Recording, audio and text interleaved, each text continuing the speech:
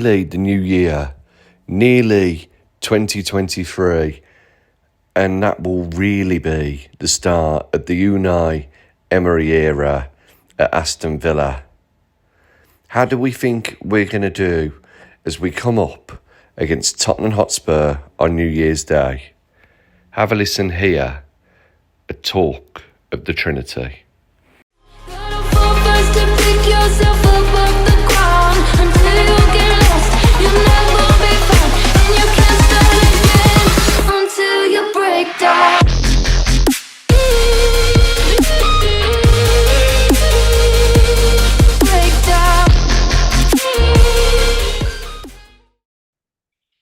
Hello and welcome to this last edition of 2022. We're still going to be here next year. You know, I thought I'd build in that suspense, but us at Talk of the Trinity Towers, we've made it through the whole year. I think this is our first whole calendar year, actually, from recollection, and we will be looking to repeat the feat in 2023. And you can continue to check us out on our Twitter page at Talk Trinity. I mean, if you've got a spare hour, you can go back through the entire year. You know, have a look at the story of Villa in 2022 through the tweets, the likes, the polls. I mean, we've got a few more polls we'll be talking about later on in the show, but you can reminisce on our Twitter page, and you could also reminisce on our YouTube channel, Talk of the Trinity, whereby you can catch up with previous episodes involving guest stars, ones which didn't have guest stars, ones which didn't have pictures, some that had pictures.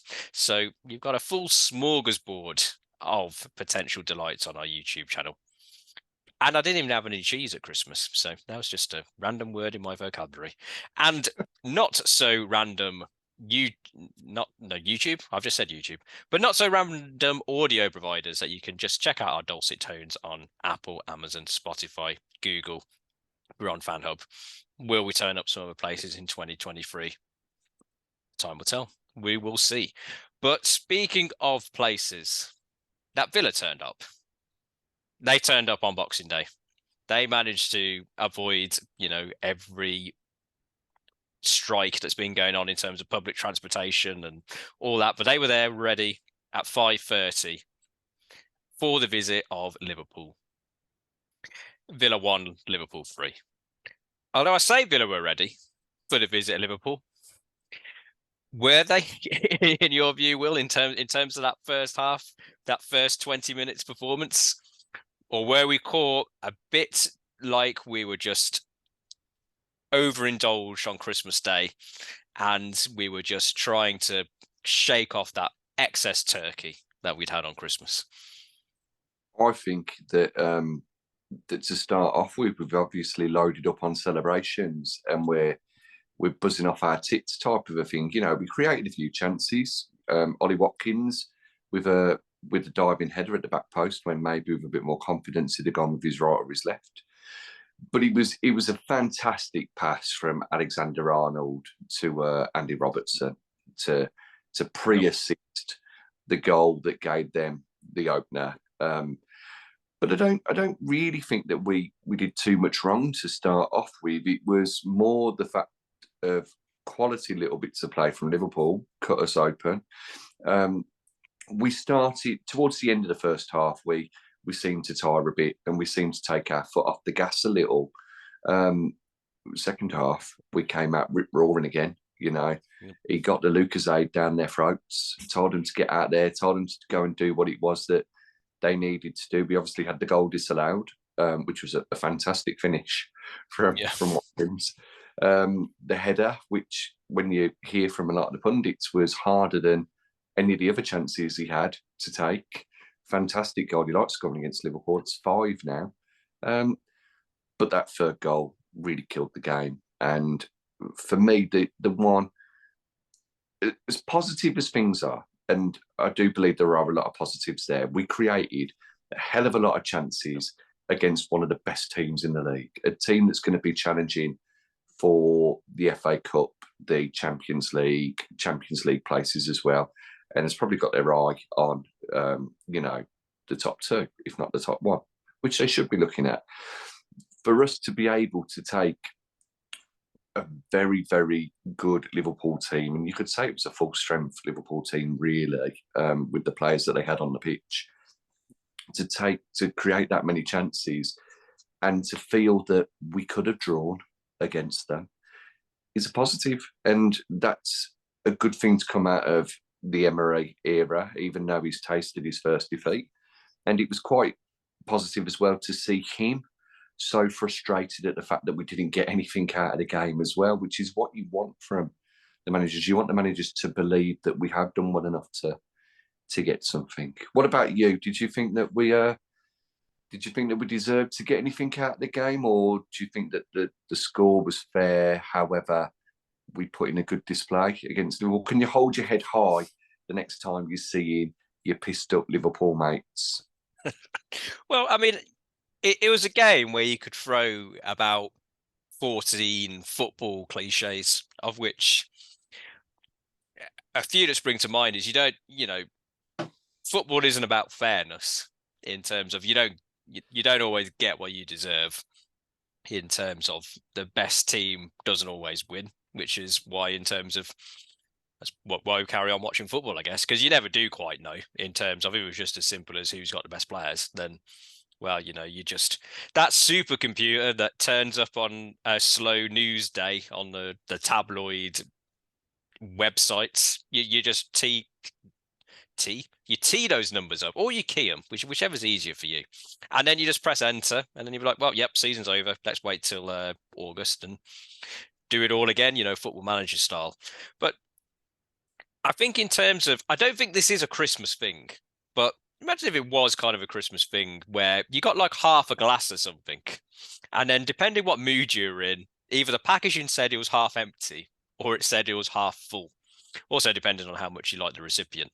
Because in terms of, I agree with you that we had enough chances to score, comfortably more than the one that we got. But it was a lesson in the difference between, I don't know how you describe it at the moment, decent trying to be good against a Liverpool team who are good trying to get back to being great. I mean, you mentioned the first goal that Liverpool scored. I mean, that's not that you're going to stand up and applaud in the home end at an opposition goal, but absolutely brilliant goal, in terms of, as you mentioned, brilliant pass by Arnold, brilliant pass by Robertson as well, in terms of first time bang across, and then Salah just in the right place at the right time, which was a lot of what Salah's game was really yesterday, in terms of most of the time, I don't watch Liverpool enough to know whether kind of this has evolved during the course of the season, but it wasn't as though Salah was getting aboard and like driving past 4 or 5. It was just his anticipation and timing, really. So there was moments in the game where you're thinking, I haven't seen Salah for a while. And then you're like, oh yeah, he's just laid it back to Van Dijk and it's 2-0. Oh yeah, that's where he was. But yeah, I mean, I think in terms of, it's frustrating on the sense that Liverpool, it's not as good a team as they have been in terms of consistency. I think in terms of the midfield, we in the second half, we got on top because we won that midfield battle in the second half, for that first 20, 25 minutes. I mean, we were Russell Jordan Henderson, you could tell in terms of when he got taken off. I think there was a bit of verbals between him and the Trinity Road about what was going on. I don't know if you've seen the pictures in respect to that, but Emery did use the word angry, which you don't very often hear from a manager, even, when your team gets spanked like 7-8-0, in terms of, it's not angry, I'm not angry, I'm disappointed. It's usually when you get beaten by that much. So I do agree with you in terms of the fact that he's angry. I think it was in terms of, he had a game plan. He, listening to his post-match interview, kind of sounded to me as if he was saying, we had a plan. The players didn't stick to it in the first half, so we were 2 down. Got them in at half time, told them what the plan was again. And when we stuck to it, we were all over them. So I can see why you'd be a little angry in terms of, he'd be there saying, I told you so. But that's a positive in terms of, we've been talking about in terms of the United game and the Brighton game. There was a tactical plan, and we talked about it before the Liverpool game and the Liverpool preview, we said, we could speculate what system we were going to play. I think we both suspected we'd carry on playing 4-4-2, which we did. I mean, it was nice to know in terms of, just as a little sidebar, in terms of the pre-match lineups get put kind of on the TV coverage, which was Amazon Prime in the UK yesterday, and I put the players on kind of the formation map, and they're going, we don't know where Watkins is going to play, or they had Watkins on the left wing and Bundia up front. I mean, it was nice from talking to Trinity perspective to say, yeah, Watkins is playing up front. There's no chance we're going to play Watkins on the left wing and Bundia up front. And Bailey's going to be up front with him. So we managed to kind of get inside the mind of Unai Emery to that regard. But I think it's a positive, even in defeat, for a manager to be able to turn around and say, look, I had the game plan. When you stuck to it, we caused problems. And when you didn't, we got hit on the counter. Especially, for the third goal, it was hit on the counter. I mean, I'm glad I didn't send this message to a Liverpool fan that we both know. When the substitutes came on for Liverpool, I was tempted to go, God, I think I fancy our chances here. And then, like 30 seconds later, the sub would put it in the back of the net. So I was like, I'm really glad I didn't send that. But I think it's in terms of, I thought it after the game, and upon reflection, I do think it remains my view in terms of, I think the game against Liverpool, it showed that we have at the core a decent group of players in terms of, there's moments of quality. It's just getting consistent performances out of players like Bailey, McGinn. I think especially in terms of McGinn, I thought McGinn played pretty well yesterday. I mean, we touched upon it in the preview about, is he going to be in the team, the starting 11? Do we think the captain the rest of the season? I don't think you drop him after that performance, but you could tell in terms of, if you could just get the Scotland confidence into in front of a Villa shirt, then we'd have there's a few more gears for McGinn to go to.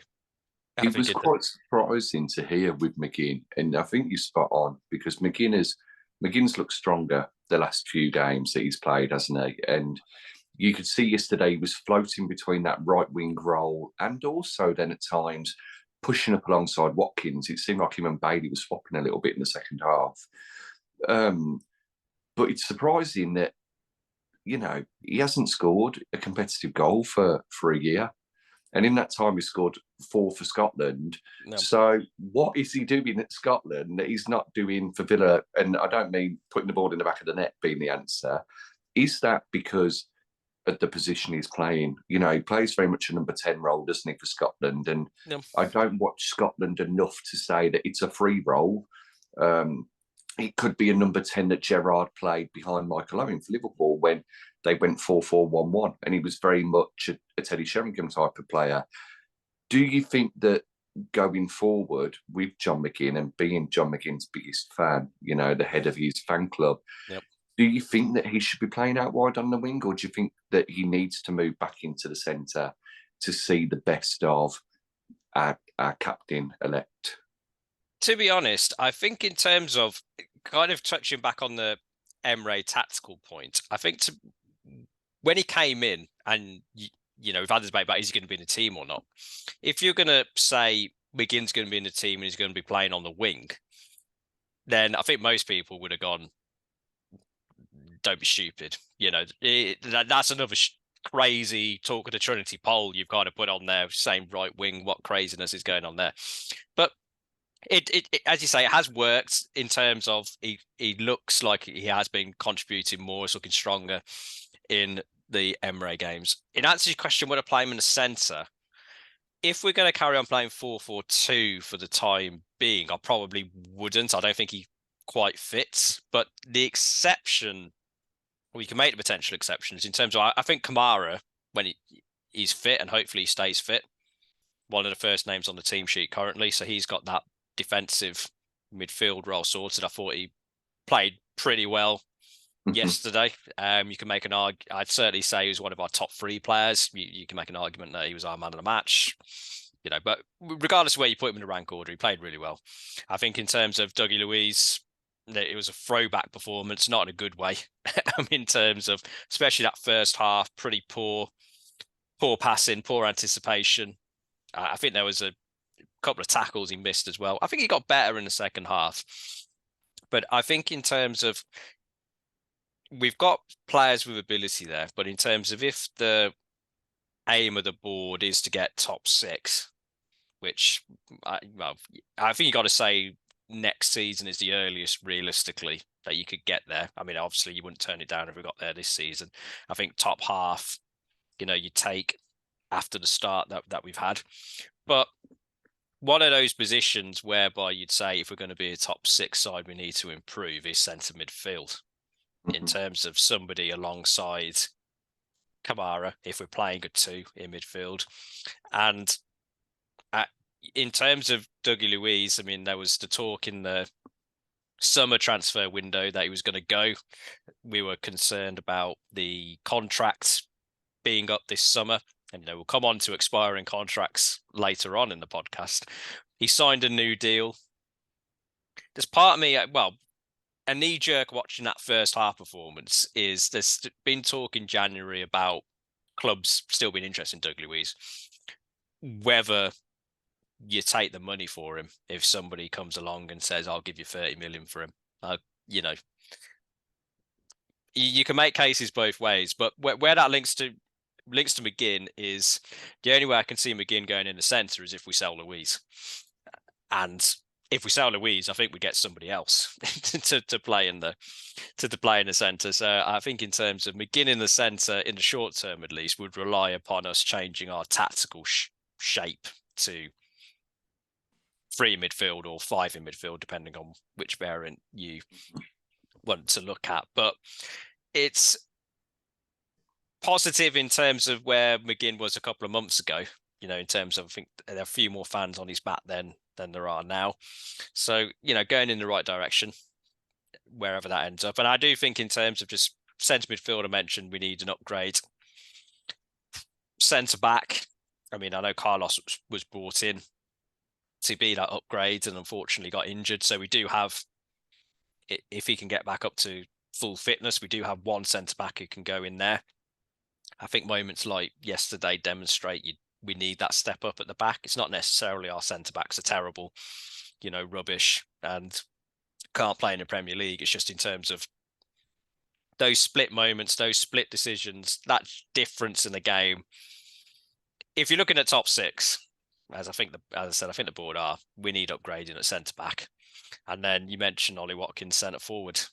We do as well. I mean, realistically, in terms of where we are currently, I mean, it's the holy grail of football, isn't it? I mean, you usually in a 20-team Premier League, at least 15 teams at any one time are looking for a striker you can put the ball in the back of the net. So, it's easy to wish for, difficult to find, but, it's, again, if you're looking at a team to stay in the Premier League type scenario, which from the outside, you could say, well, that's what Villa should be aiming for at the moment. That's stay up, you're flirting with relegation. So that would be a good result for you. Then Watkins will probably get you 10 in a season, which if you come in 16th, 17th, unless you're Norwich and Pookie, then 10 goals from a striker is probably going to keep you up. If you're looking for the next level, that top level or a higher level, then yeah, I think we need to centre forward. And I will anticipate what you may say in response to that along the lines of we do have somebody who can put the ball in the back of the net, but they're sitting on the bench. In the way that Emery currently plays, my concern would be whether he's got the pace because to play in this system that Emery wants to play. Because that's in terms of the positive everybody says about Ollie Watkins is, he's got a good engine on him, he runs all day, can chase players down, can harry. Finishing's a bit suspect. You got Danny Ings the other way, who's generally finishing is, when he's in form, you'd say he's a better finisher than Watkins. But is he as quick as Watkins? Is he the one who's going to be hassling the defenders? Is he the one who you're going to launch the ball up if you need to? No, you're probably not. So it's a difficult one, and we'll throw some potential solutions later on in the show in terms of who we might be able to bring in January and beyond. But I think in terms of my overall summing up of the Liverpool game is there's ways to get beat in terms of football cliche 14, ways to get beat, and you can kind of put everyone behind the ball and still get beat, or you can throw everybody forward and get beat. If you're going to get beat, it's an annoying way to get beat, but a positive way to get beat, because you can see in terms of there's things to build on, and I think there's things that you can, all you need is 3 new players. I've sorted it.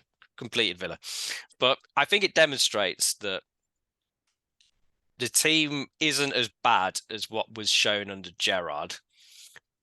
There's potential to improve, but there's steps kind of for the next level as well, and also come back, Emmy. Get off the tattoo artist's table. You got to get back into training. Unsurprisingly, for a team who has a big drop between the quality of the first choice and the backup, when the backup played, he did look quite shaky. Although, I don't know if you were watching the Amazon Prime coverage of the game. They had Gabby Agbonlahor as a pundit. But turns out that he is a big fan of Talk of the Trinity, because they were having a discussion before the game about Emi Martinez and where he ranks in the top 5 of goalkeepers in the world. And Gabby, bless him, he took on board what we said, and he said, yep, I agree with those. Those Talk of the Trinity boys, they talked a good game. But he put Martinez number 1 in terms of his list. The first half of that sentence isn't true. The second half is true. Gabby did say that Martinez was the best goalkeeper in the world. So we'll talk about that more in the preview for Spurs coming up later on. But yeah, unsurprisingly, 5th best goalie, 3rd best goalie, 1st place goalie, top 10 goalie. You put that in the team, you look better, unsurprisingly. And that is cutting edge analysis there. Put a better goalie in, you're a better team. Well, yeah, you could say that about any of them, couldn't you? Just to quickly go back to the point that you made about the strikers up front, and I think for me, yeah, obviously I'm gonna have that Danny Ings drum that I beat, and I didn't realise he was injured prior to the game yesterday. Otherwise, I'd have liked to have seen him start. I can completely understand Leon Bailey starting up front and Watkins because of the pace and that they bring. I think what I'd be hoping for is to be able to get Ings into the team, especially if you're playing 2 up front, because we've said many times that that's what suits him best. I'd have him standing offside most of the game. When we're defending, have him stood offside. Have it so that all he has to do is really come alive when we get into that final third. And we try and play the ball to the other players, and you have him as a bit more of a false 9, so that you get the ball to Leon Bailey, you get the ball to Wendy, you get the ball to John McGinn. Those are the other front 3 players along with him. They attack the byline, and when they put it into the box, there you go, arriving late with his shooting boots on, Danny Ings, bang, get it on target for us. And it probably doesn't sound very conventional, or why would you want someone stood offside because you couldn't just hoof the ball clear then? Well, you could, providing you don't hoof it clear towards him. And we don't want to play hoof football anyway. We want to be playing the ball around. We want to get the ball to the feet of the dynamic players. And if it's a way of getting somebody in who can find the back of the net, then maybe it's worth having a look at against Stevenage, or in the FA Cup with that coming up, maybe it's worth giving Cameron Archer a go, if not Danny Ings up front, because he found the back of the net enough for Preston. He's got a bit of pace on him as well. But the one thing I thought yesterday, and it's probably the only thing that I felt could have been improved on, the substitution seemed a little bit late. I felt that we probably needed to make them a little bit earlier when we were on top and some players were starting to tire. I mean, on Twitter, I don't know whether you've seen, there's been quite a lot of moaning about certain players. There was moaning about Luka Din. Didn't think Luka did it too badly, but they're always. And I thought he played all right. I thought he played well. Especially from an attacking sense. I thought he played well. And then you see, but Liverpool attack down the right wing all the time. Yeah, that's because they've got Mo Salah on the right wing and Trent Alexander-Arnold on the right wing. Dougie Luiz, first half display, got lambasted. Yeah, he wasn't great, but he grew into the game.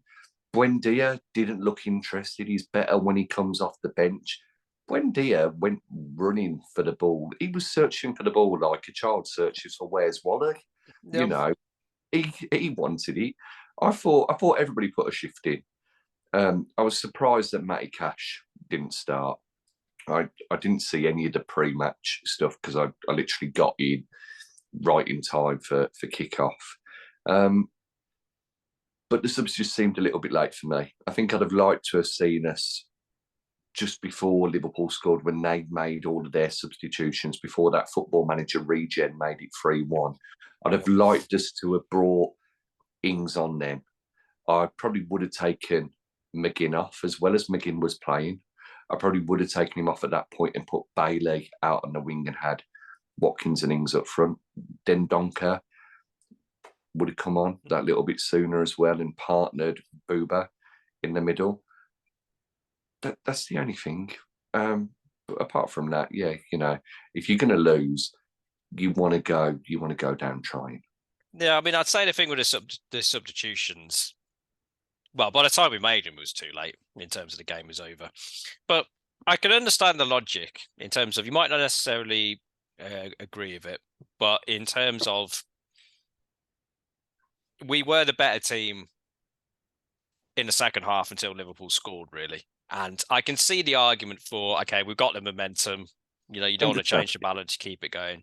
I can see that. I mean, in terms of players getting tired, then, well, yeah, you probably do want a fresh injection of legs coming on. But yeah, I mean, in terms of the three subs kind of when they came on, Coutinho and Ings, I'd say in particular, just appear to be just trying to get some minutes in their legs, trying to get some fitness up rather than trying to influence the game, which I can take your point in terms of your 2-1, do you stick or twist in terms of throwing Ings on to try and, get an opportunity for him, whether he's standing offside or not, to make it 2-2. I mean, yeah, it'd be interesting in terms of if you had the proverbial time again, whether you do. I mean, I think it was just a perfect timing for Liverpool to score their third goal, really. I mean, if you're being hypercritical, we should have stopped it on the line, I think. But, I think it was just in terms of they took their chances. It was the most open I've seen Liverpool for a while. We weren't able to capitalise. Liverpool did in terms of, do I think this is a Liverpool side that will win the title?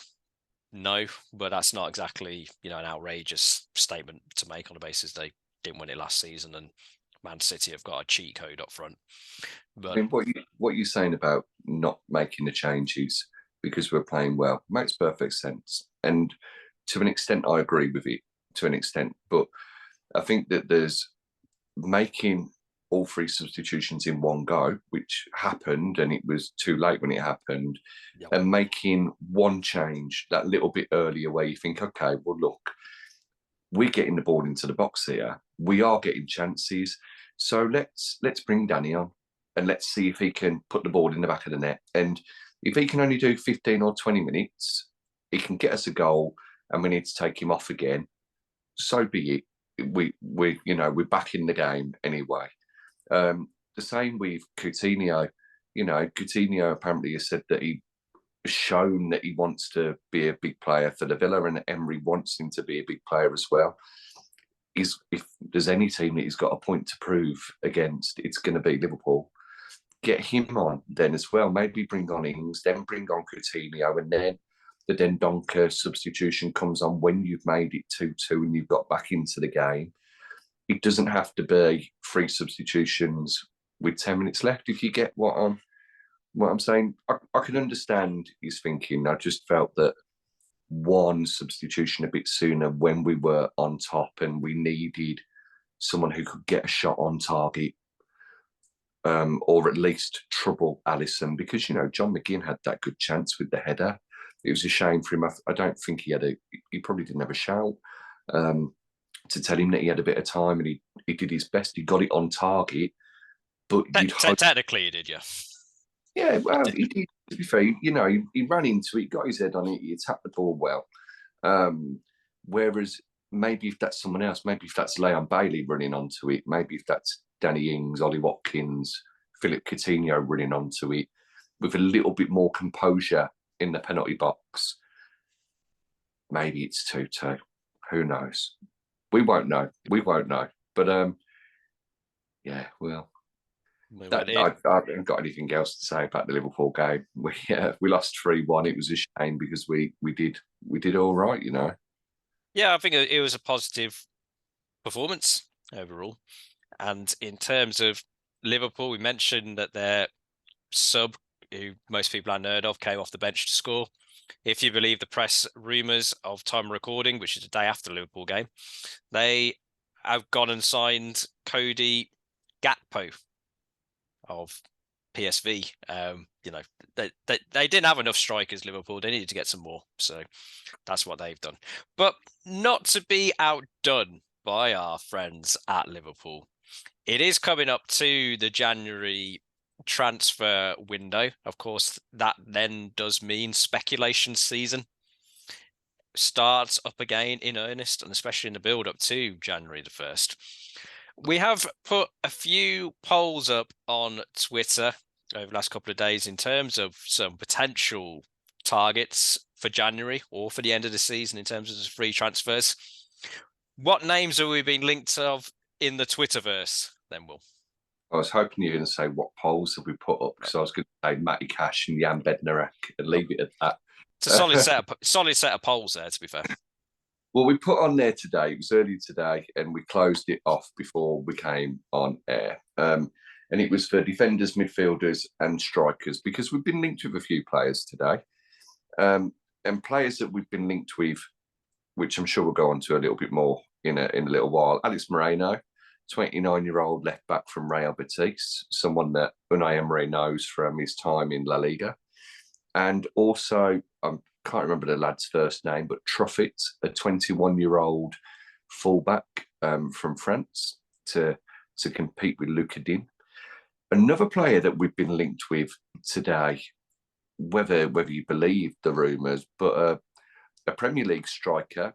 I wouldn't exactly say proven, but this season he's doing quite well. Fulham's very own Alexander Mitrovic has been linked with us. I don't see how he fits into the starting 11 if we're going for that pace, as you mentioned, but could he be a good fit for us? If he scores as many goals as he is for Fulham, then he's welcome to Villa Park.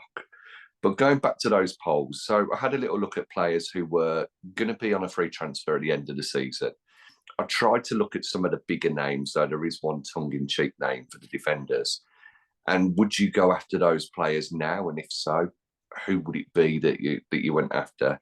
So there was Evan Ndika at Eintracht Frankfurt, centre-back, played very well, got linked with a move to Southampton in the summer before they signed Coletta Carr.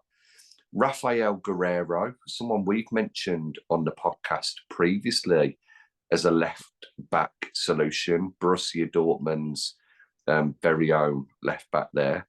Stefan de Vrij, the centre-back at Inter Milan. And also Axel Tuanzebe. Why not return home? Come back to your home away from home. Midfield-wise, we put on Hossam Ouar of Lyon. Would we go after another French centre midfielder who's got a very good reputation? I think Morgan Sanson would be saying, no, stay away. Yep. So Matteo Berson. I mean, in terms of there's a whole. I remember the game he had against Spurs when we lost 1-0 or we won 1-0, 4-5-1. He was phenomenal, him and Barry Bannon. Yeah, I mean, it's a whole different subsect of midfielders that Villa have brought from France who've just disappeared as soon as they've. I mean, in terms of Vertu, I mean, he was able to kind of resurrect his career after he left Villa, but yeah, we got a few in terms of who we've had from France who haven't quite made it as a regular in the Villa team. Yeah, French midfielders just don't go very well for us today. Ginola, Robert Pires, our first World Cup winner, even though he didn't play for us at the time. The other midfielders I put on here were Konrad Lemar of Leipzig, heavily linked with a move to Bayern Munich and would like to join them on a free transfer at the end of the season. Thomas Lima of Atletico Madrid, French midfielder again, winger or attacking player. And one who I think will make you go, oh yeah, I wouldn't mind him, centre midfield for the Villa, Yuri Tielemans. Well, it's top not quality. Well, he's player. not French, so I suppose that puts him ahead of a couple of the others. Kim and the Donk, centre mid, that could be your European Championship winning central midfield in a couple of years. Probably not, because good player though, to be fair. And then forwards, Wilfred Zaha, not an out-and-out striker, but an attacking player. Can't really see him leaving Palace, to be honest with you. After his ill-fated time at United, but we'll see. What I'd say about Zaha was he went to, well, hindsight is a wonderful thing. I think it was Fergie who kind of negotiated the signing of Zaha to come in the summer.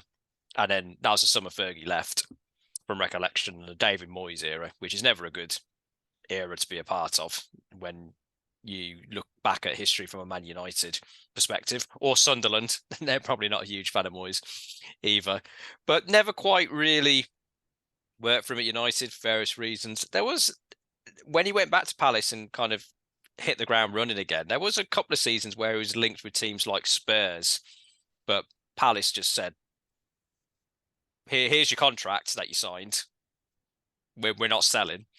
Yeah. And so he's kind of had a relatively, I'd say, consistent level of performance. I mean, he had a dip after he realised he wasn't going to be sold to a bigger club.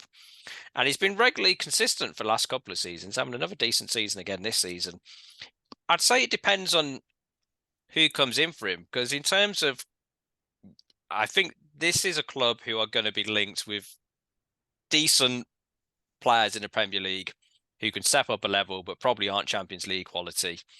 You can see a team like Newcastle, potentially. I would say West Ham, but I don't think he might go back to Moyes. So, I mean, I think Zaha, if he had the right offer, I think he would go from Palace.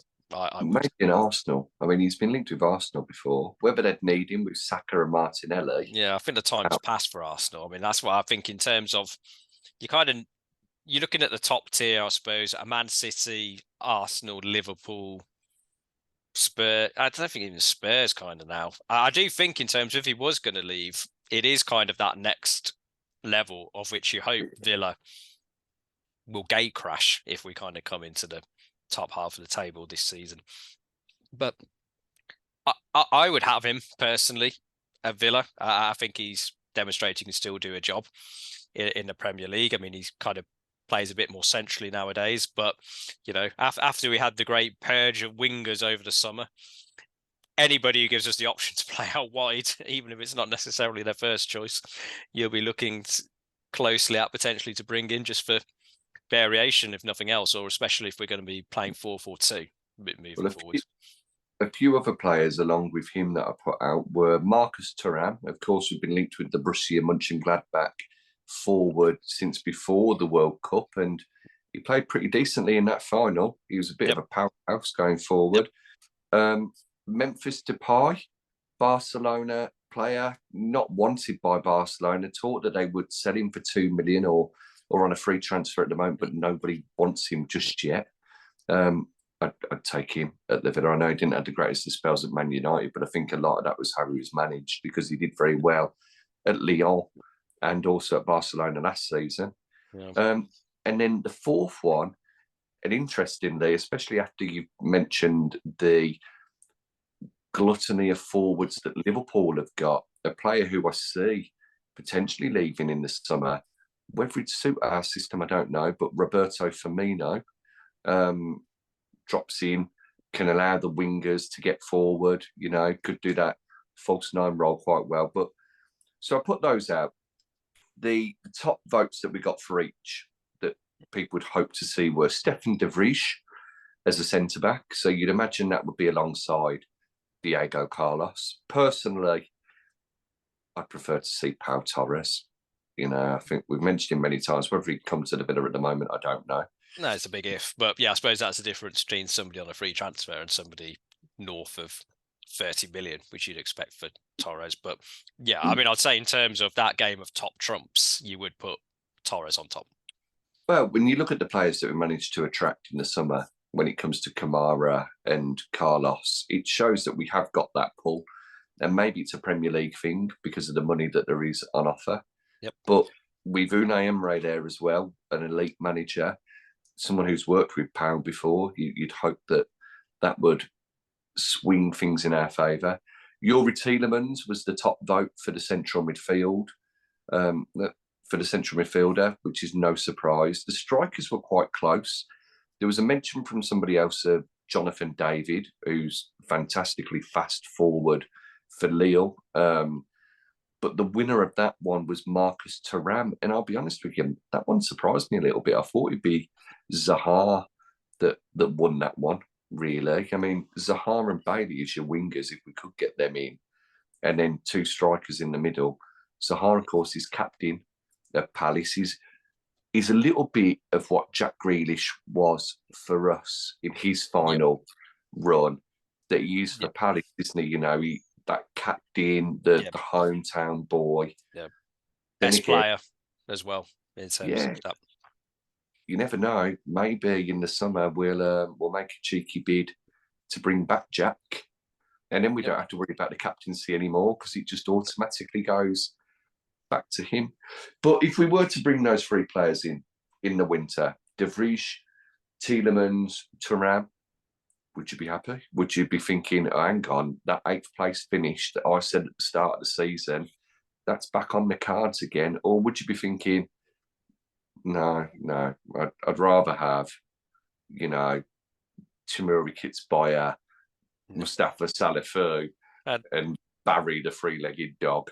I mean, to be fair, those sideboard hoardings, the advertising boards, do need a good kick in now and again. So Ketsbaya, you know, he's certainly got that aspect of his game covered. I mean, he'd probably be out for most of the season with a broken leg. Now they're kind of electronic, kind of really hard. But I suppose ultimately, you look at the test of bringing players in and you think, would they make your team, you start in 11, better? And I'd probably say from going, I think they all probably would. I mean, I think in terms of, I'd say if we got Thuram, was it Thuram who won the, I'd say he's probably the one who'd make the biggest improvement in terms of where we are centre forwards. Tielemans, fantastic player. I mean, I do think in terms of the only way I can see how we get Tielemans is if our board or whoever negotiates the transfers organises like a surprise party whereby we invite all of the top scouts from all of the other top teams in Europe, get them in there, lock them in a room, and then we run over to Tielemans and say, they're not returning your calls. Oh, they obviously don't care about you. We care about you. Come to Villa. I think that's the only way we get Tielemans, but I would, I think he would walk into our midfield. Passing, dancing, silhouetting all the way. And De Vrij, yes, is he a step up? I'd probably say he is a step up. Not a huge step up, but you know, a step up nonetheless. So if those were the signings, I don't think you could be too disappointed. I mean, well, I think you'd be more than happy with those three. Unfortunately for us, in terms of Thuram, I think he played too well in the World Cup. So I think he's probably potentially looking at that next level. I mean, I would say at least we know he's not going to Liverpool, but I suppose you never know kind of with what's going on with Liverpool, especially if we sign Bobby Firmino. So, you know, they might look to, I think Firmino, he's got the experience. I agree with you in terms of would he fit in the system that Emery looks like he's trying to play. I wouldn't be so sure, but you know, in terms of it would be churlish from a Villa perspective to turn around and say, Champions League, Premier League, FA Cup. I don't know if he's won a Copa America with Brazil or not, but certainly won a lot of trophies and then turn around and say, no, he's not good enough to play for Villa. So, you'd have to make the argument he doesn't fit in the system, which I do agree with what you said there. But, you know. So I've got a question for you then. When you talk about turning your nose up and how we wouldn't do that to Firmino, I agree. I wouldn't. I mean, in terms of, I think you could legitimately say he doesn't fit in the system. Yes, That's but a legitimate reason not for signing him. I don't think where Villa are at the moment, we could turn around and say he's not good enough. yeah, I get you. But at the moment, when you've got those top six teams, which is very soon to be a top seven, isn't it? With Newcastle, the way that they're playing at the moment, and with the money they've got lying around down the back of the sofa and whatnot. On the sofa, on the coffee table in front of the sofa, the TV's made of money. Sofa's made of money. Yeah. Would you rather be signing a player like Firmino, who is on the periphery of the Liverpool first team, he's probably they're probably going to look to ship him out. You know, he's 30, 31. Yep. He's definitely class enough to play for the Villa, as you say, the system being the main thing. Or would you be going for that Marcus Thuram, you know, potentially the next big thing, someone who may come and use us as a stepping stone to bigger and better things, or Jackson at Villarreal as well? Would you rather sign the player who's been there, done that, we know how good they are, and they've probably got a season or two left in them, or potentially no resale value, or the up-and-comer who hasn't quite lit the blue touch paper just yet, but very well could do within the next couple of years and could do for us, and then generate double in their transfer fees if we're not at that point in the European places ourselves? Which would you go for? I'd go for the up and comer to begin with, and I can't remember if it was a point that I made in the last podcast when there was a previous poll that we said in respect to Martinez, what would you sell him for, and a bit of a reaction in terms of, why are you saying we're going to sell him? We're not a selling club anymore. The reality is every single club in football is a selling club, apart from Real Madrid and Barcelona. That's it.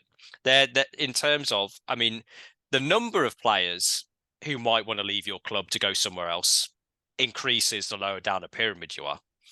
But in terms of even the very top teams in the Premier League, you know, we've name checked during the course of this episode, Man City, Liverpool, Chelsea, Spurs, whoever, literally whatever team in the Premier League you want to put in there.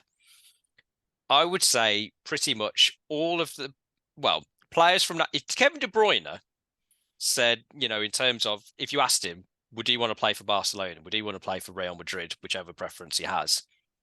He'd say yes, I think. I mean, whether that means he want to leave right now in terms of Man City, you know, that's a different question. But I think especially players from South America in particular, for historical, cultural reasons, which are probably a subject of a different podcast, the pinnacle is to play for Real Madrid or Barcelona. And I think you could say that for most players in football. I mean, in terms of, you mentioned in earlier, in terms of Depay potentially leaving Barcelona, because one of the reasons is he's struggling to get game time because they've signed Lewandowski.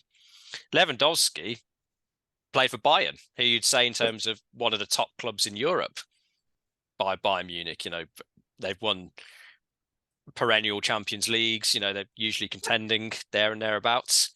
Big club, you'd say, Bayern. And even, I know you could say there were other reasons in terms of he'd been at Bayern a long time, but he wanted to go to Barcelona because, you know, most players do. You know, the vast majority of players want to play for Real Madrid and Barcelona. So I think every team is a selling club. The question is, it's just a degree of how much you have to sell on your own terms and how much you're forced to sell based on, you know, kind of player power.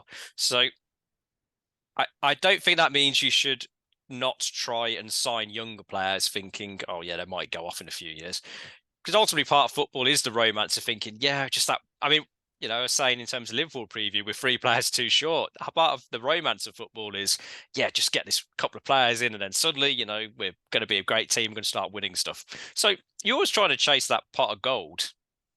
I mean, it's literally a pot of gold if you make a player better and then you can sell him for double the money. Yeah. So, I mean, I think it's what's more kind of the question is you go for the younger players, Thuram, for example, and it might be you get beat by teams who are a bit higher up. The question for Villa then becomes, you're trying to get the player on the way up.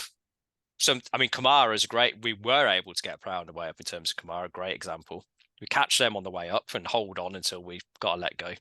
Say we go for Thuram and he goes somewhere else. The question is, you got Firmino who's probably on the way down, but still at a high level. It's then, okay, do you maybe slightly compromise your system in terms of, we want to sign young players, but if we can't, we'll go older? Or do you do kind of the situation of, I only want young players. If I can't get them, I'll just wait. Like the bus stop, I'll just wait for the next one. I think in terms of that's where for Villa it's going to be interesting going forwards, because it was very much under the Dean Smith era was young players. We go for younger players. We don't sign anybody over the age of 26, 27, and unless there's an exceptional circumstance. That went out the window during the Gerrard era in terms of, first two signings, Coutinho, Digne, brought in for different reasons. Digne, that was just an absolute steal in terms of, we got him in basically the 1 week where Everton didn't want him, in between when just before they sat Benitez. So that's just a bit of business you do. Coutinho, obviously the friendship angle. Kamara was a younger player. Carlos, a little older. So we had a bit of a mixed bag in terms of players who kind of age-wise we brought in. So it'll be interesting to see what Villa do kind of in the Emre era of, are we going younger in terms of that? Do we go a bit more experienced? And based on the results of the Twitter poll in terms of the favourites for defence, midfield, attack, a bit more experience with a sprinkling of youth. So just a bit of everything. It looks like we're going to be thrown in. The one thing that's quite ironic, and I don't think it will have passed by many Villa fans there, that you said there's only two teams in the world that aren't selling clubs. Those are the two teams in the world that should be selling players, given their current financial status. Now, I'm going to have to mention, I would say, the elephant in the room. It's not an elephant in the room. You might be able to hear my dog in the room at the moment, making some little noises every now and again. She's falling asleep. She's dreaming away. And she's dreaming, I imagine, just like we are, of a Villa win at the weekend when we go to the Tottenham Hotspur Stadium. You liked that, didn't you? Yeah. You liked I liked it. I didn't know where you were going. And then you went round the metaphorical corner. And I was like, yeah, I see it. That's good.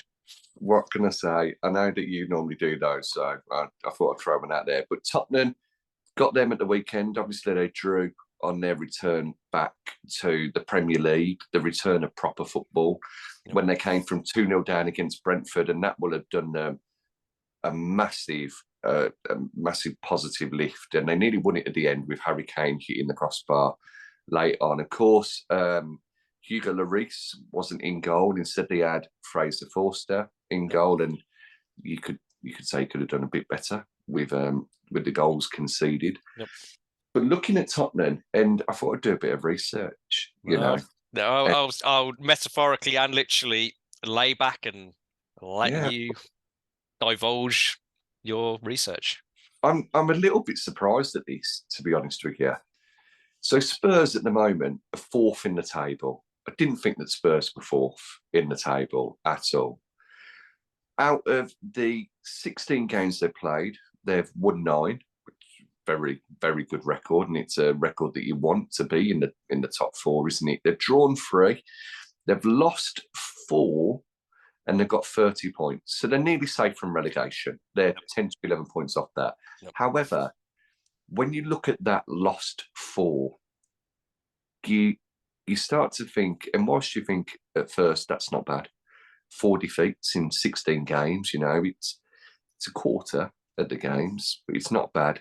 However, if I was to tell you that half of those defeats came within their last 5 games, that's a little bit more alarming, I think. And when you look at their last 5 games, they've drawn 2-2 with Brentford away, a game that you'd expect Tottenham Hotspur to win. They beat Leeds 4-3 at home. They only just scraped that victory with Rodrigo Bentancur becoming the hero of the hour with those 2 late goals when they were behind. They lost 2-1 at home to Liverpool. You you'd probably expect Spurs to lose to Liverpool. They beat Bournemouth away 3-2, and they lost 2-1 at home to Newcastle. Now, Newcastle have had a fantastic season, so it's probably not that much of a surprise. And Callum Wilson scored that fantastic goal where Hugo Lloris ran into him, though there was a little bit of VAR controversy. Is this, looking at those results, and also remembering that there has been a World Cup in between, is this the perfect time for us to be playing Tottenham? And just to add to this, their games that they've got after us could be very critical to the rest of their season. So after us, they've got Palace away or at home. They've got Palace. I can't read my handwriting. They've got Arsenal at home. They've got City away and they've got Fulham away. So they've got 3 London derbies and Manchester City, as well as the mighty Aston Villa. Is this the perfect time for us to be lining up against Tottenham Hotspur, knowing full well that Hugo Lloris is going to be looking down that other end of the pitch and seeing his nemesis, Emi Martinez, at the other end? Well, I'm going to throw in a little bit of research right back at you in terms of those research wars. Yep, let's throw it out there. You mentioned you've gone through those last 5 games in the Premier League, and there's been a mix in terms of the eventual outcome for Spurs. Lost some, won some, drew some. In each one of those 5 games, Spurs went behind in all of them. And in terms of the common link, in terms of if you can see the goal, is you don't keep a clean sheet. So they haven't kept a clean sheet kind of in any of those. So continuing, I know.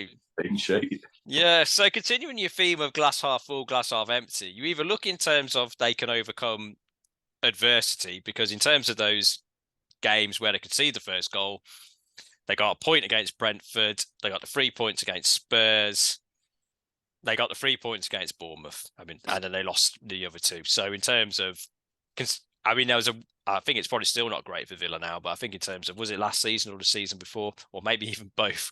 Basically, when we conceded the first goal, we lost every game, or pretty much the same.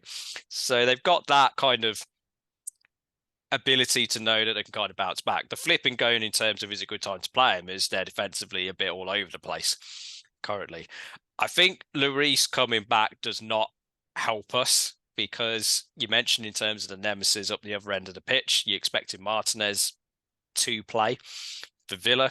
So in terms of from the team talk will write itself if Lloris is allowed to give it, which is basically whatever happens, we're not letting that so-and-so go out of the Tottenham stadium with any points. So of course you mentioned that he'll keep a clean sheet, in terms of that is the way it often works for Villa. It's in terms of, I watched the Brentford game, which finished 2-2, and Brentford were 2-0 up. And you mentioned that Spurs could have won it at the end. And as often the way this goes, when a game is on TV and there's a perceived underdog, Brentford would have perceived underdog. So, of course, the commentary, when there's a game between an underdog and, kind of a team seen as one who should be winning, is whenever the underdog bites first, there's that, this is a fantastic performance by, in this case, Brentford, and then, Spurs are terrible, they're rubbish, look at them, they're absolutely terrible. In terms of the first hour of that game, yeah, Spurs didn't turn up, and Brentford were 2-0 up. So you could say you get your noses in front and you can see the game out, which Villa demonstrated against Man United, against Brighton, that if we get the lead, we can hold onto it, or at least we give ourselves a good opportunity to do so being defensively sound. That's a glass half full.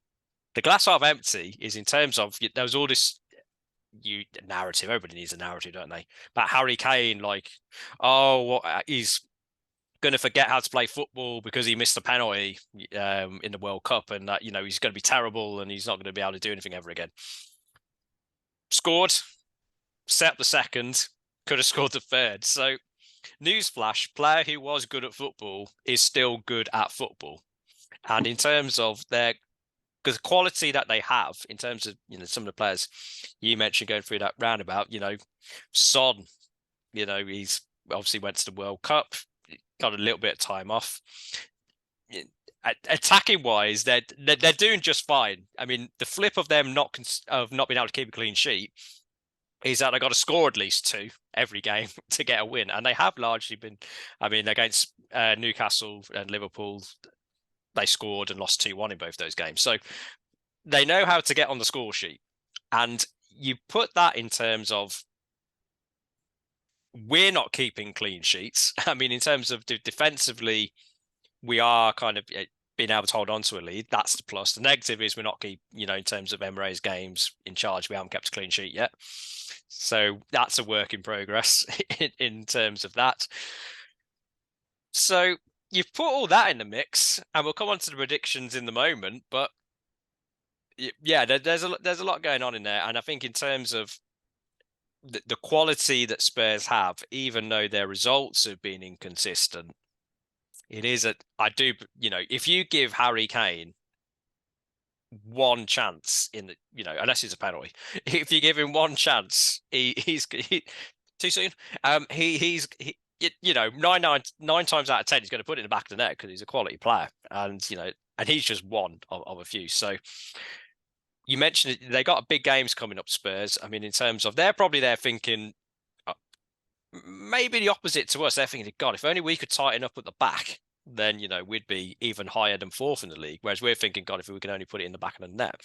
I mean, in those tight moments. I mean, in terms of overall the course of the season, our goal scoring record is quite low. I think it's just about a goal a game, or just over a goal a game. 17 goals in 16 games at time of recording. So that's more our issue. Whereas Spurs have almost scored double the amounts of our goals at 33. Although, funnily enough, the defensives are not that far apart. Spurs have conceded 23, Villa has conceded 25. But you mentioned Spurs have won 9 games. It's because they can score, and we can't. So throw that all in the mix in terms of from the Spurs perspective. From the Villa perspective, we've gone in terms of Spurs can't keep a clean sheet, but they score pretty much in terms of over 2 goals a game in the Premier League. So you got to keep it tight and you got to score in terms of that's the way to beat Spurs. How do you see Villa setting up against Spurs in terms of the 3 Premier League games for Unai Emery? We've played 4-4-2. Do we roll with 4-4-2 again? I think we do. That 4-4-2 come 4-2-2-2. It's a difficult one to combat, isn't it? That Spurs formation, because they line up as a 5-2-3/3-4-3. Though sometimes it turns into a 5-3-2 when they throw Bissouma in there with Bentancur and Højbjerg, and they have Kane up front with either one of Son or Kulusevski. They missed Kulusevski when he was out injured, and Son hasn't been on form so much this season. So welcome back to form, human Son. The defence has looked shaky. I mean, Clement Lenglet hasn't exactly set the world on fire. Fantastic cross for Kane's goal the other day. Ben Davies has had a bit of an upturn in form. He's been doing well. Romero's going to be riding the crest of a wave. Eric Dyer, we felt, had been playing well this year and deserved his spot on the plane. And then I think their wing backs are probably one of the areas where we probably have to get at them. Doherty, isn't a bad wing back. He's seen a bit more game time under Conte, though Emerson Royal and Ryan Sessegnon have probably been preferred a little bit more this year. I feel that if we can pin them back and we can overload them and turn more into a 4-2-4 when we're going forward to keep that defensive solidity, because their 2 centre midfielders, by all accounts, shouldn't be scoring goals, even though Bentancur and Højbjerg do. Yeah. I think we've got to go for them. We've got to try and press them high up the pitch. And the one thing that Buba did brilliantly against Liverpool was getting those turnovers in the opposition's half, higher up the pitch, winning the ball, doing a nice little Cruyff and then playing it off to Dean, who's bombing down the left, or somebody else up there. If we can attack them and we can get players into the box, then there's no reason why we shouldn't be able to create chances. It is, as we pointed out all of this episode, putting the ball in the back of the net that's going to be the issue. And I've said it before, I don't think Hugo Lloris is the goalkeeper that he used to be. I think he's been on the downturn a little bit more recently. Maybe that's because of the defence he's got in front of him, because he had a fantastic World Cup with top quality defenders in front of him. But with the Spurs back line, it feels like there's a rick in them. Spurs are a bit of like the Villa of London, aren't they, really? They've got a rick in them. You know they could be very good. You know that with a couple more signings they can push on, but they just haven't won anything for 500,000 years type of a thing. So I think the 4-4-2 is the way to go forward. I imagine we'll see Matty Cash back in at right back, that we'll have Ezri Konsa and Tyrone Mings at centre back. I thought they both played rather well against Liverpool. Tyrone Mings clearing a lot of chances that Robin Olsen was parrying out. If he hadn't been there, they could have put a couple more goals into the back of the net. Emi Martinez, of course, comes back in goal, providing that he isn't, over the limit, or he hasn't picked up an injury, carrying around baby Bappe. Luca Din at left back. Centre mid, I think, picks itself again. Booba and Dougie Luiz. I'd be inclined to have Booba and Dendoncker for Dendonker's hype being in there and just for being a little bit more defensive. Watkins and Bailey, would I play both of them up front? I think I'd potentially go with Watkins and Ings up front as two out-and-out strikers, and have Bailey out on the wing and have John McGinn on the other wing. So it'd be Emi Buendia who would come out for me, because I don't think we need the creativeness as much. I think we need players who will be disciplined when we're defending and can then pounce and attack when we're getting forward. And if you've got John McGinn running with the ball, cutting onto his left foot, or playing on the left and swinging crosses in with his left foot, get Leon Bailey running at Sessegnon, Royale or Doherty, it's going to cause some problems. And then hopefully I'm right that if the ball lands to Danny in the box, that, he makes an Ings pact. Yeah, well, we've always got to hope for that Ings pact. Though Spurs fans, before how many are going to be listening to the show? I mean, Buck maybe. But just for you, Buck, we're going to say we do know that Spurs won the League Cup in 2008, I think it was. 2007, 2008. We know you've won a cup at some point in your history. So, more recently than us. So we've done our nice deed for the day by acknowledging that Spurs have won a trophy in the last 15 years. But in terms of the formation, I agree with you. We play the same again, basically because Emre's team talk is going to be, listen to what I bloody say, as demonstrated in the second half of Liverpool. And if you listen to what I bloody say, we're going to get some chances and potentially score some goals. So just go and do it. So we go the same again. I agree with you there. I agree. Cash, if he's fit, he plays, or he should play. I mean, I think in terms of Ashley Young, he's stepped up when he's needed to, but I would worry if he was going to be our first choice right back the rest of the season, because some games are going to be good, some games are going to be not so good. I think he, not the most disgraceful situation to be in against Liverpool, very good attacking team, but bit shaky. I think it can be said. So if we can get Matty Cash away from his signed shirt collection for long enough to go and play fullback, I would have him in the team. I think in terms of the centre backs at the moment, it is going to be Konsa and Mings, you would suspect, as you said, Dinya plays. Martinez, if he can get a police escort into the ground, you suspect he plays. Yeah, I think the Spurs fans gonna have a few things to say at him from the crowd, from the stands. You would suspect. Interesting one in terms of centre midfield. You mentioned Kamara plays, which I agree. Would you play Dendoncker over Louise? I think it's an interesting one in terms of if you play Dendoncker, I think that then does influence the point that you made in respect of do you play Bailey on the wing or do you play him up front? Because you'd say in terms of Dendoncker and Louise, who's the most creative? You'd probably say Louise. Who's the most defensively solid? You say Dendoncker. I would personally. So if you're playing Dendoncker and Kamara, you've got quite a. It's more a defensive central midfield rather than kind of one you may be expecting to be creative to kind of unlock from the centre of the park. In which case, if you play Dendoncker, would you have Bailey on the wing to kind of with his pace and trickery, kind of to counteract playing alongside kind of the more defensive mindedness of Dendoncker?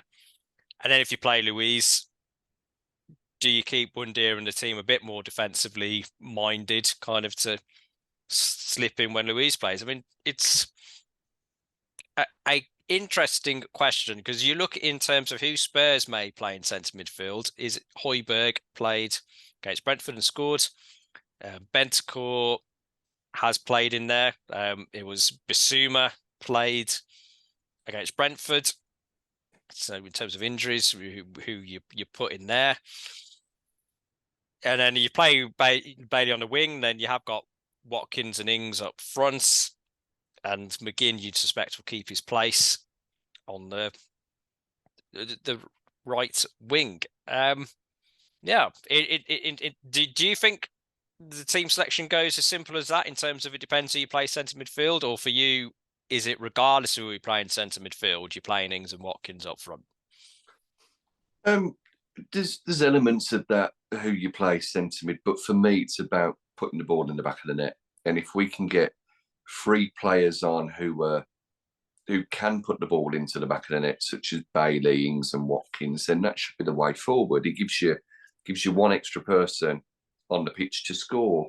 The thing with Danny Ings is that not only does he get a goal or two from inside the penalty box, and they're all manner of goals, left foot against Everton, right foot against Brentford. He's scoring penalties as well. We've seen him do the acrobatics last season against Newcastle. He's someone who, if a chance falls to him, you feel as though you could see the back of the net ripple, which you don't always get with Ollie Watkins, unfortunately. Though Ollie Watkins, very good in the air, very good header of the ball.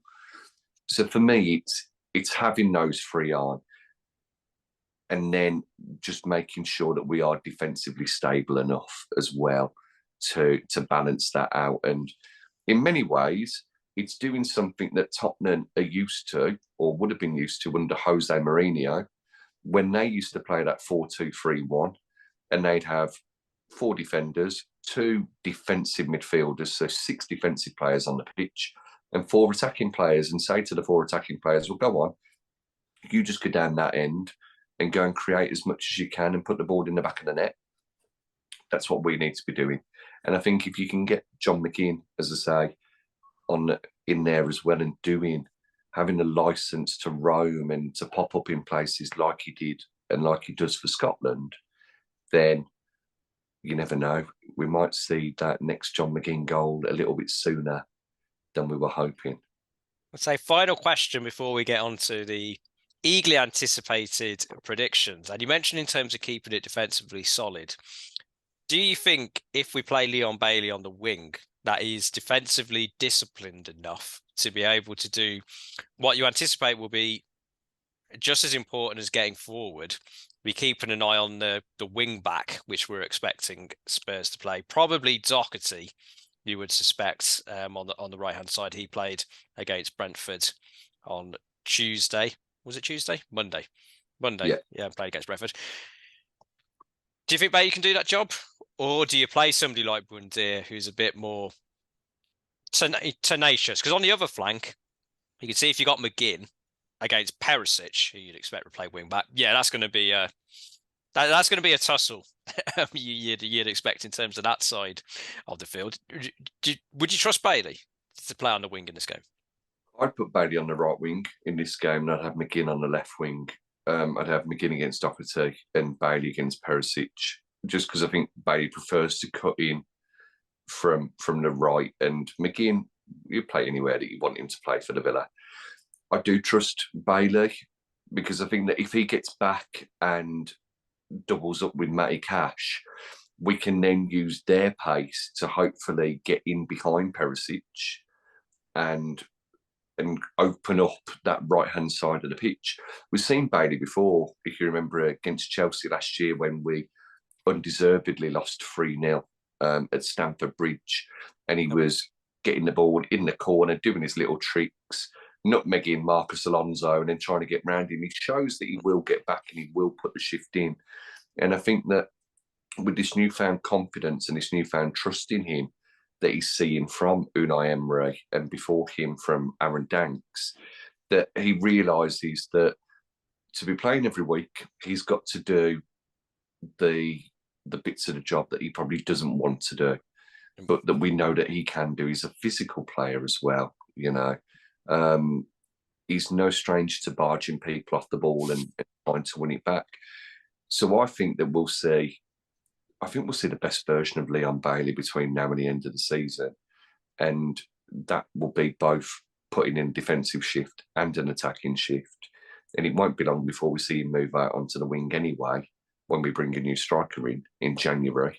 So he's going to have to do it. Otherwise, Unai Emery is going to be looking for a new winger as well as a new striker. And with players like Caden Young on the bench who are chomping at the bit just to get minutes to show what they can do, he's got some competition.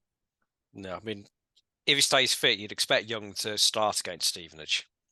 I would suspect there Hopefully. maybe a few of the younger players and some of the more senior players you're looking to bring into form. But you mentioned a bit of the job that Leon Bailey doesn't like doing, a bit of the job you love doing at the moment on your hot streak, which, again, you did predict the right result against Liverpool in terms of that 3-1 Liverpool win. I mean, in terms of that is what the history books will say. It's prediction time in terms of, you know, we've dissected the elements of the game which are going to decide where it's won and lost for both Villa and Spurs. Loads of goals, 0-0. Is that where we're going based on both teams can't defend? Or is it going to be a snooze fest? Head and heart at the moment. I strongly feel that playing to Unai's tactics and doing exactly what he wants us to do, that we can go to London and we can start the new year the right way with 3 points, and that there'll be a seat next to Unai for those 3 points on the coach back home. I see us getting 2 goals in the game. One because Danny Ings is starting, apparently. Yep. But no, first. There's the vulnerabilities there of Tottenham. My heart is saying 2-1 Villa. My head is saying 2-2. And unfortunately, on this occasion, again, I'm going to have to say that I don't think we get all 3 points. And the main reason being the protagonist that is Harry Kane, the pantomime villain, if you like, and also the fact that Heung-min Son has been so shit this season. Well, we're rolling into town, so he's bound to get a goal or 2. I'm going to be optimistic, though. I'm going to go with a 2-2 draw. And yeah, seeing us 1 point better off than we were at the start of the day.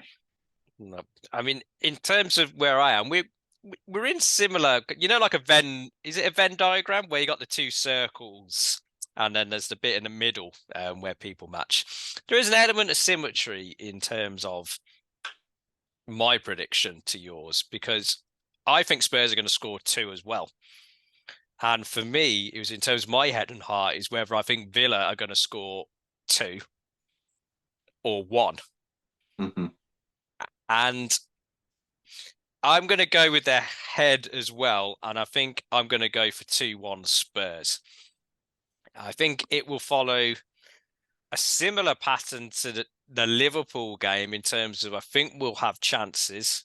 I think we'll have patches where we play well. I think we'll have elements of a tactical plan being able to frustrate Spurs. I think in terms of if we can get the crowd out of the game for Spurs, because I think, as you mentioned, their results have been mixed. You would say the first goal is important in this game, but for Spurs, if they could see the first goal, that tends to be recently where they kick into life and do quite well. So maybe we're better off letting Spurs score first. The Martinez Lloris subplot is going to be fun for all kind of the media and the build up to that. There's going to be a bit of a, Spurs fans going to have a go at Martinez, Villa fans are going to back him, regardless of whether we think he went too far or not, kind of in the aftermath. Yeah, I think in terms of both sides, as we've touched upon, are defensively not in the place that they'd want to be currently, I think is fair to say. But Spurs' attack is better than ours. Yeah. So, yeah, that's where I'm going with Spurs. I'm going for a Spurs win. But I think it'll be a good game. I'm not expecting us to go and get rolled over. And we did talk about in terms of this is the last episode of 2022. So you've got to finish it how you start it, in terms of, there you go, positive Will, negative Baz. And all you need is a bed sheet to paint that logo on. Get yourself down to Villa Park, Will, and you'll go down in the annals of protest down at Villa Park. If you don't know what I'm talking about, and if you don't know what I'm talking about, it's the perfect time to go and check out our YouTube channel if you are listening to this on the audio version. So get yourself to YouTube, go and see which uplifting message Will just lifted up for the camera to conclude the podcast. Or if you are watching this on YouTube, then you go and check out our Twitter page at Talk Trinity, whereby you can look at the results of the polls for yourselves, the ones we mentioned earlier on. We can have a look at all of the build up to Sunday's game and see in terms of the team news. Is Martinez going to play? Are optimistic thoughts in that regard going to be borne out? We'll see in terms of Matty Cash. Is he going to be playing? Are there going to be any other late dramas in terms of the team news that you need to keep up to date with? Will we've done a Liverpool? Will we have signed somebody by Sunday? It's a place to find out on our Twitter page. You can listen to our audio versions, Amazon, Apple, Spotify, Google. We're on FanHub. And for the last time in 2022, before I pass you over to Mr. Trinity himself for his final thoughts, thank you very much for listening throughout the entire year. We made it 12 months.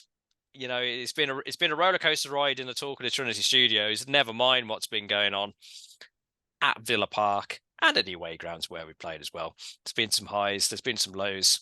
One thing that's been constant is the support for the Villa, and long may that continue into 2023 and beyond, whereby I'll end positive where we start our cup run against Stevenage. But we'll be listening to what you've got to say about that and feeding that into our preview Stevenage episode coming up in the new year. But for now, thanks very much for listening, watching, engaging, subscribing, retweeting, liking, not so much hating, but we do welcome all your views. Thanks very much, and we'll be back with you again soon. Very easy to be positive when there's only 4 days of the year left. Anyway, Yep. Cheers, Tar. Thank you very much for listening. Thank you for looking at our beautiful, beautiful faces on YouTube, for listening to our lovely brummy tones as well on all of the audio providers. And remember, it's nearly the start of a new year. There's optimism again. So whether you're getting your Lambooner in, whether you're getting your cheeky, sticky spare ribs, your McDonald's drive-through from the new one at the Battery Park, a KFC, a Big John's pizza, it doesn't matter. You're going to have a glass. And that glass, the liquid will only come up to here. Yep. Whether it's half full or half empty, raise it high. Do not spill it on yourself. Don't do a Baz. Don't do a Baz. No. Raise it high. And by order of Unai fucking Emery, shout up the Villa. He's Villa till he dies. I'm Villa till I die. Cheers, Tar. Thank you very much. Up the Villa.